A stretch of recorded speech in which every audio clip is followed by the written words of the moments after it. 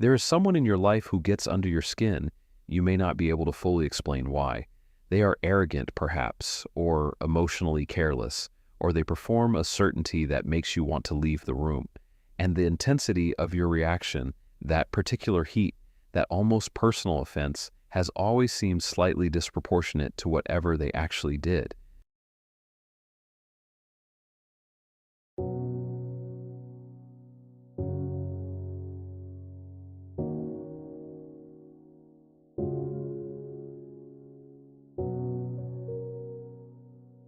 You have told yourself it is a personality clash, that some people are simply insufferable and this one happens to be yours. But Carl Jung had a different explanation, and it is one of the most uncomfortable ideas in the whole of psychology. Jung called it projection, not in the vague sense the word has drifted into in daily conversation, but something precise and far more unsettling. Projection is the unconscious process by which we locate in other people the qualities that actually live, hidden, unacknowledged, inside ourselves. The person who most enrages us is rarely a stranger to our inner world. They are, in some specific and often painful way, a mirror. What they show us is not who they are. It is who we are afraid we might be. To understand projection, we first have to understand what Jung called the shadow. The shadow is not evil, though it contains things we have decided are. It is the repository of everything we have rejected about ourselves. Every impulse, every quality, every aspect of character that we deemed at some point unacceptable, unlovable, too much. The process begins early. A child told that anger is dangerous learns to bury anger. A child raised to perform capability learns to bury vulnerability. A child in a home that prizes humility learns to bury ambition. These buried qualities do not disappear. They migrate downward, inward, into what Jung described as the unconscious, growing denser and more potent with each passing year. And one of the shadow's most reliable methods of return, one of the most elegant and infuriating mechanisms of the psyche, is projection. We send outward what we cannot bear to find inward.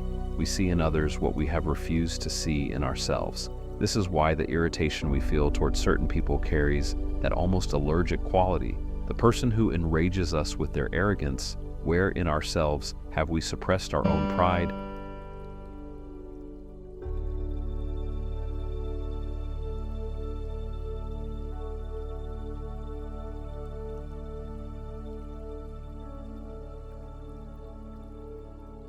The colleague whose neediness makes us impatient, where have we buried our own longing for care? The friend whose chaos embarrasses us, where have we imprisoned our own spontaneity? Jung observed that the qualities we condemn most vehemently in others tend to be precisely the qualities we have least tolerance for in ourselves. Not because we are hypocrites, or not only, but because the shadow operates through intensity. The buried thing screams when it sees itself reflected, and we experience that scream as irritation, contempt, the irrational certainty that this particular person is genuinely, irredeemably wrong. Projection is also not limited to the negative. We also project our unlived strengths. The person we admire excessively, in whom we see a grace that seems impossible to claim for ourselves, they too are holding something of ours. Some version of ourselves we buried not out of fear but out of learned smallness. What is worth noticing, and this is where somatic psychology deepens what Jung began, is that projection does not live only in the mind, it lives in the body. Peter Levine, whose work on trauma and the nervous system changed how we understand emotional memory, observed that the body responds to what we have suppressed before the conscious mind has any awareness of it. The moment we encounter someone who carries our projected shadow, we feel it physically before we can articulate it, a tightening in the chest, a heat in the jaw, a contraction in the throat. The nervous system has recognized something the mind is not yet willing to name. This is important because it means the body is, in these moments, offering us information, not just a reaction to be managed, but a signal, a pointing finger directed not at the person who triggered us, but inward. The next time you feel that particular heat in your body in someone's presence, the constriction, the flush, the urge to recoil, try, before doing anything else, to simply notice it, not to analyze it, not to act on it, just to feel where it lives and to acknowledge that your body knows something your mind is not yet saying. The shadow was not built in adulthood. It was built in the slow accumulation of messages received before we had the language to examine them. In the households where certain things were never spoken. In the moments we learned through trial and error and the devastating precision of a parent's silence, which parts of ourselves were welcome and which were not.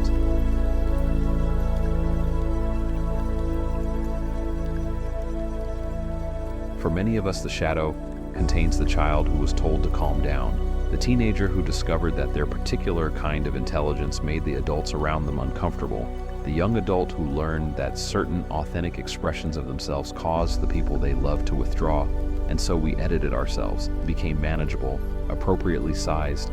We built the persona, the curated self we present to the world, and maintained it with extraordinary discipline. But the shadow was always there, watching, waiting, and when someone walks into the room who carries even a fragment of what we have locked away, someone who is openly angry, openly ambitious, openly free, the shadow recognizes something and responds with an intensity that our persona finds deeply inconvenient. What looks like judgment is, at its root, recognition, a grief even, for a version of ourselves we were never allowed to be. Jung did not ask us to eliminate the shadow. He asked us to integrate it. These are not the same thing.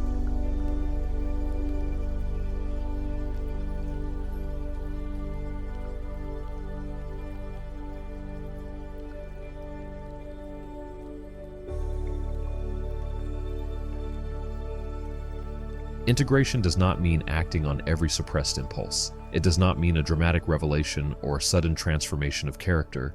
It means, first and most essentially, acknowledgement. The recognition that what the shadow holds is not foreign to us, it is us. When we reclaim what the shadow holds, we reclaim energy, not the dangerous, uncontrollable energy we feared. The anger that was buried becomes honest boundary setting. The ambition that was hidden becomes purposeful direction. The need that was locked away becomes the capacity to genuinely receive love. To reclaim the light is not to pretend the dark was not real. It is to carry both with enough consciousness to choose rather than to simply repeat. There is a practice simple in description and genuinely demanding in execution. The next time someone provokes that outsized reaction in you, write down not the person, but the quality, the specific trait that triggered the heat. Then ask in writing, where in my life have I suppressed this quality in myself? Not where I have criticized it in others, where it lives, or once lived, in me. Then, and this is the somatic piece, place one hand on your chest and sit with what arises, not to fix it, not to rush toward resolution, but to let the body be part of the conversation.